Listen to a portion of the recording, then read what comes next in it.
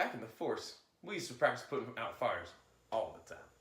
We'd trudge on down to the firefighting practice pits, set some fuels ablaze, and practice squelching them with a good dose of AFFF, or aqueous film forming foam.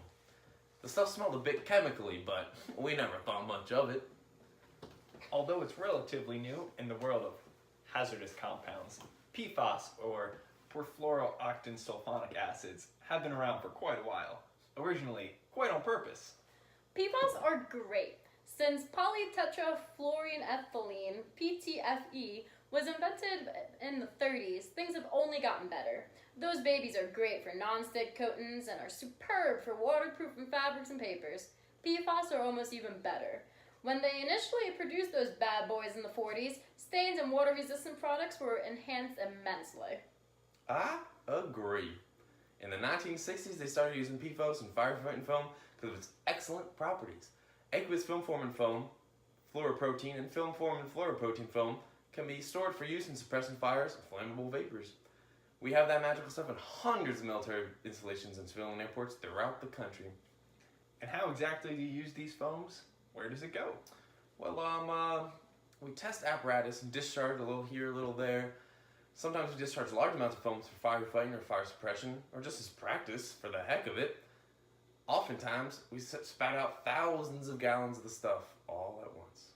Exactly. The PFOS foam concentrate is aerated and sprayed onto the ground, where it reverts to a solution and ends up impacting soils, running off to surface waters and sewers, and infiltrating into groundwater. Not to mention the storage tanks themselves can leak quite a bit. That's why in 2001, long-chain ECF-based foams were discontinued. Just too much risk. Long-chain sulfonic PFOS species readily partition in organic matter in soil, so they can get into our food systems like that. Oh my god. And short-chain carboxylate PFOS species aren't any better. They partition in water more readily, so they can make our water risky to drink. What kind of risk you talking about? What's so bad about PFAS? I'm glad you asked. According to the United States Environmental Protection Agency, PFAS led to some pretty nasty outcomes in humans. Like heavy metals, PFAS tend to bioaccumulate. When they are ingested by animals or humans, they are absorbed and don't leave for long periods of time.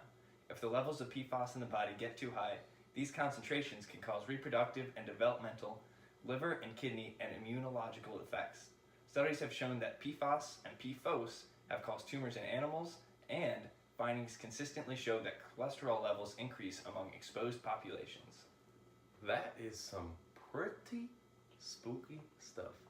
But why should people be afraid of some chemicals that were used a long time ago in firefighting foam and waterproofing for commercial products? I think I can answer that one. PFAS have been used in a whole bunch of products actually. From paper and packaging to clothing and carpets, textiles and sporting equipment, non-stick cookware, cleaning agents, fabric softeners, polishes and waxes, pesticides and herbicides, hydraulic fluids, paints, varnishes, medical products, adhesive dyes, waxes, and yes, even personal care products such as shampoo, toothpaste, and sunscreen all used to be made with PFAS. Exactly.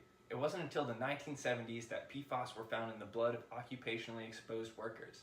In the 90s, this was reported in the general human population, which increased awareness of the chemicals in the environment and in the scope of human health. Although in use for decades, PFAS were not documented in environmental samples until the early 2000s. At that point, they started popping up in sediments, servicing groundwater, wildlife, and human blood. They were even appearing well beyond the areas where they were used or manufactured. Did you know in 2016, the US EPA issued a lifetime health advisory for the two most widely detected PFAS, PFOA and PFOS? This limit was set to 70 nanograms per liter and applies to drinking water. Well, gosh, golly gee, that sure is some scary stuff. I never really got the whole deal with PFAS. I recently learned that PFOA and PFOS are just chains of 8 carbons, wherein the hydrogens are replaced with fluorines. So it's not a hydrocarbon, it's a fluorinated hydrocarbon then. Perfluorooctane sulfonate, or PFOS for example, has a chemical formula C8H17O3S.